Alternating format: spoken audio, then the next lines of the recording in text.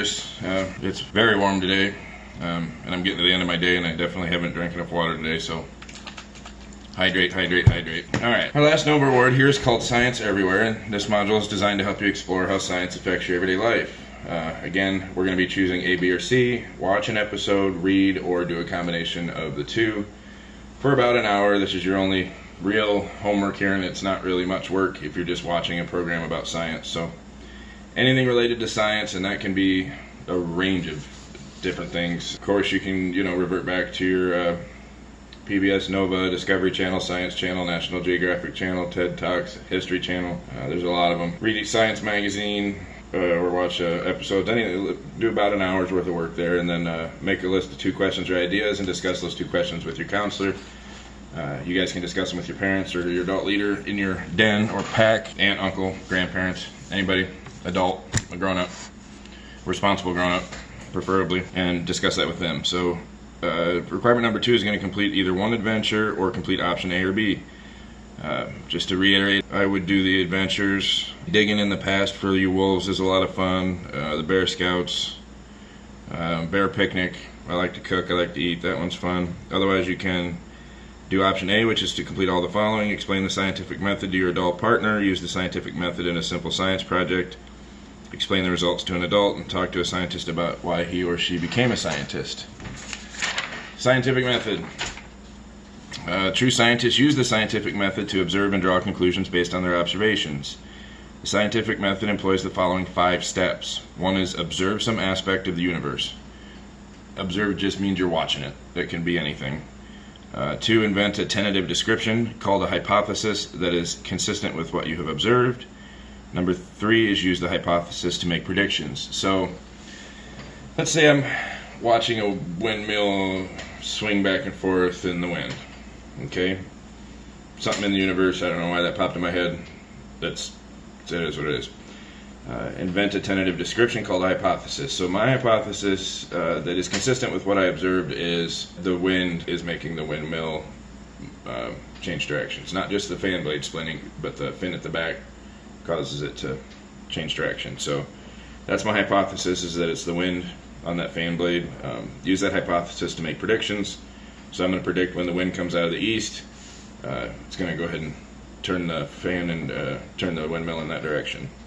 Test those predictions by experiments or further observations and modify the hypothesis in the light of your results. So you can make a little model to test it. That'd probably be your easiest way. Make a little modeled windmill and blow on it for the wind direction and see if your hypothesis proves true. Repeat steps 3 and 4 until there are no discrepancies between the theory and the experiment or observation. In other words, you see something happen, you think you know what you have just witnessed, you make a guess that you are probably correct, you invent a way to test your guess, and you perform experiments to see if your guess was right. Science is only proven as fact as if it's repeatable. So if sometimes you blow on it from the east and it goes to the north, then your hypothesis is incorrect. It's not the wind. So science has to be proven to be true and repeatable. Your conclusion has to be repeatable. Option B here is to complete all of the following. Show how to orient a map, find 3 landmarks on the map, make a simple compass with a magnet and a pin, show how compasses work, use a compass on an orienteering activity with at least 3 stops. This is not something I'm going to be able to necessarily help you with. I believe everybody got a compass with their program materials. What I use for my map is this is a map of our Camp Ingowanas, where I am right now, or Ingowanas Adventure Base. Here is your compass road, and that's how you find north. You lay your compass on it, level, points to the north, figure out where you're at. Find 3 different landmarks. You can use your city, your park, your basement. The map doesn't have to be any certain size, so you can have an adult leader or parent draw you a map of your basement with 3 landmarks to the north, south, east, west, whatever direction they want to make it, from the stairs as your starting point. It could be your living room, whatever.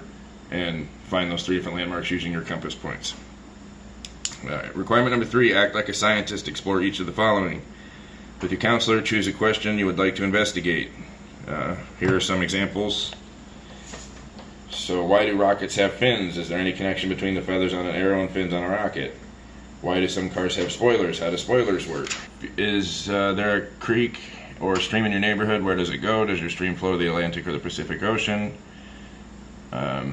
With your parents' or guardians' permission and assistance, you may want to use an online mapping application to follow the streams and rivers to the ocean. Keep track of the names of the streams, lakes, and rivers connected to your stream to the ocean.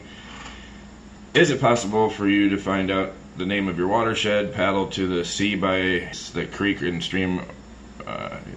Is the creek or stream in your neighborhood or park polluted? You can do a stream sample to find out what kinds of things are living in the water and under rocks. Some things can survive in polluted water, others can live over in clean water. Do some research on this for the area of the country that you're in. We're not all from Iowa here.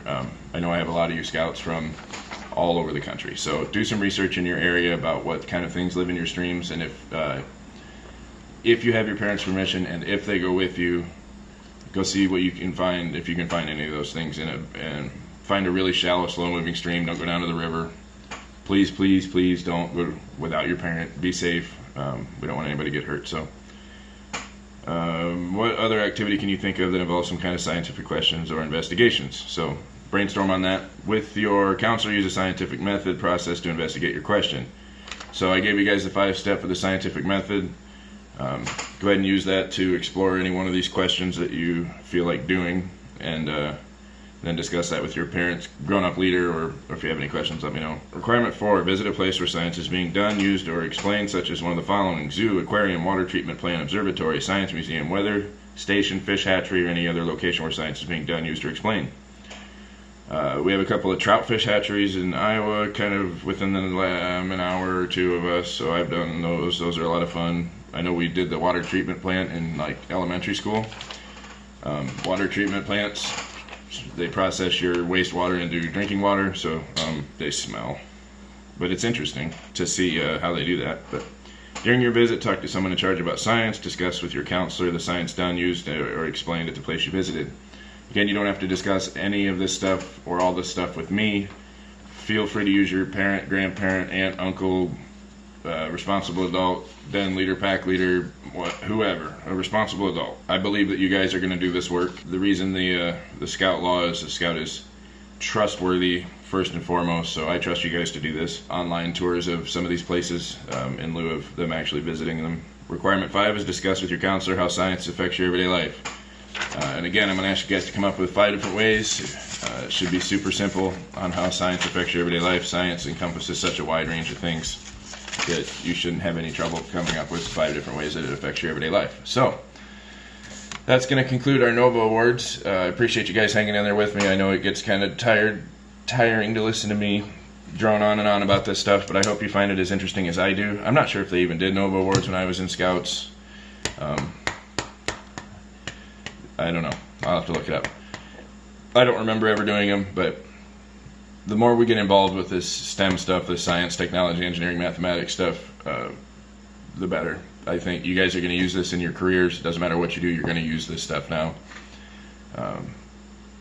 So study up on it. There's tons of interesting things to do. I posted my STEM projects that we're doing just for fun for you guys this week. So watch those, try to recreate those, get some adult help.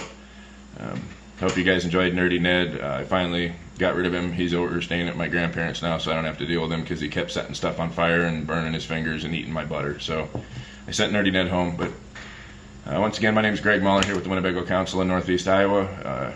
I had a lot of fun doing this with you guys. Hopefully you send in some pictures and videos of you guys making progress on this stuff to the email address that we provided the program materials with. And I really look forward to seeing how much fun you guys are having. Have a good rest of your day. Thank you.